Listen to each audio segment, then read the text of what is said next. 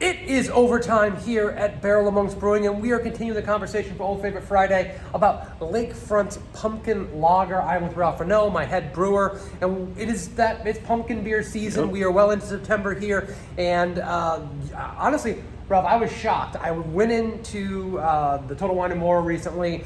I was looking to find a bunch of new pumpkin beers. I did not find a lot of pumpkin beers on the shelves, which is shocking. Usually by this time they're just swimming on the shelves. But I did find the Lakefront Pumpkin Lager. Now this beer was recommended to me last year, but because of the seasonal nature of it, we couldn't get to it. We get lots of submissions. So I was really happy because I had not had this beer before. So I had to pick this beer up for the first time. I've had some Lakefront beers, but not a lot of them over the years, and not a lot of them are available here in South Florida.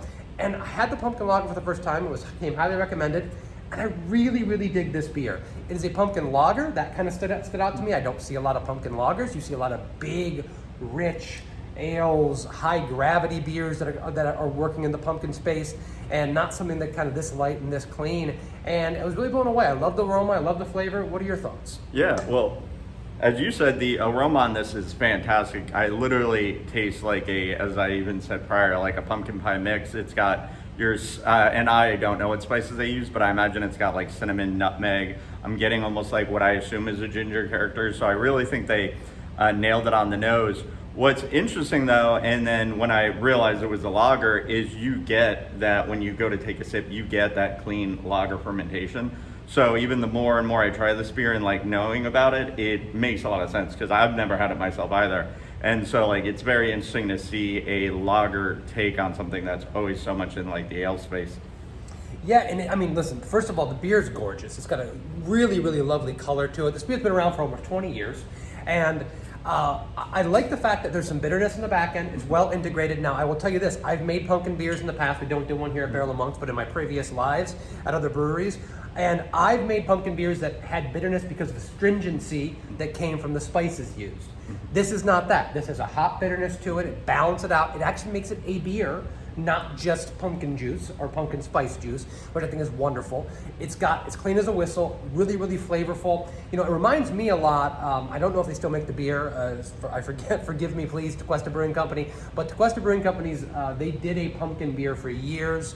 They're a brewery in South Florida here that I absolutely loved. I would go up there to get the beer every year back in the day before I had responsibilities. And this reminds me a lot of that, and because I love that beer so much. And I think it has that full flavor of pumpkin spice while being really, really drinkable and not just one note. Yeah, and what I like about it, there is even like and I would probably call it qualities of like something like an amber lager, but a breadiness and like you said, a intrinsic nature of where it's a beer with spices added, where sometimes now things that line can get a little muddled.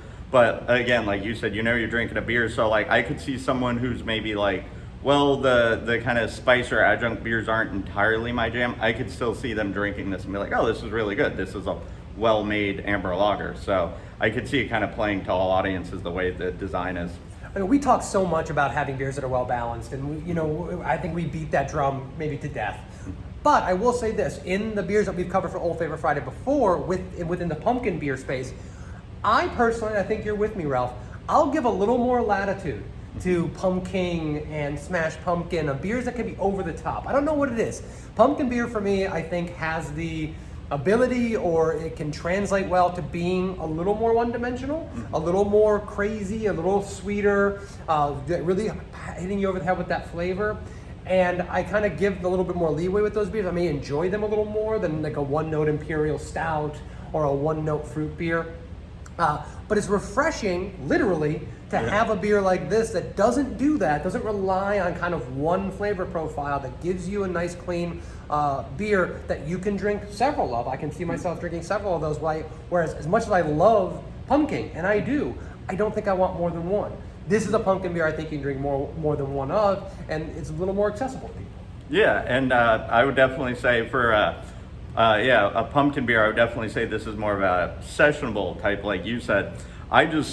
That's in a ways probably what's so great about it. I just assume that pumpkin beer is going to be over the top. Even when you first showed this to me, like that we were going to, do you want to do it and all that, I just immediately expected it to be over the top. So to see just even a different take on it, because like you said, we do talk about balance and this and that.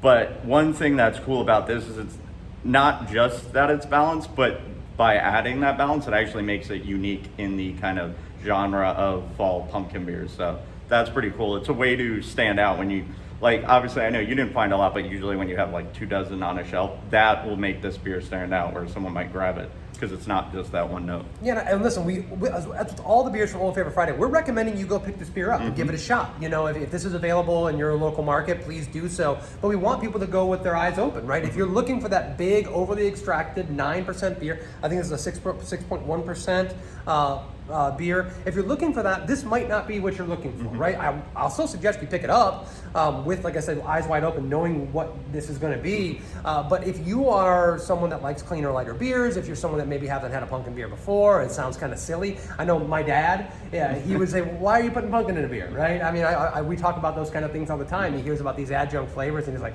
would that work? Would that be a thing? If you're one of those people that this doesn't appeal to you naturally, this would be a really good entry and also a really good balance and a really flavorful beer that can show you what these interesting ingredients can do melded in with a well-made beer. And I think you absolutely got that here. Once again, let's just show you the packaging here for the pumpkin lager from Lakefront Brewing. Guys, I really appreciate you checking in with us again, like always. We want you to give us more recommendations just like this one. These recommendations come in. It takes time for us to get to them, but we try to get through all the beers that we really like. We always make sure if we haven't had the beer before, we try it.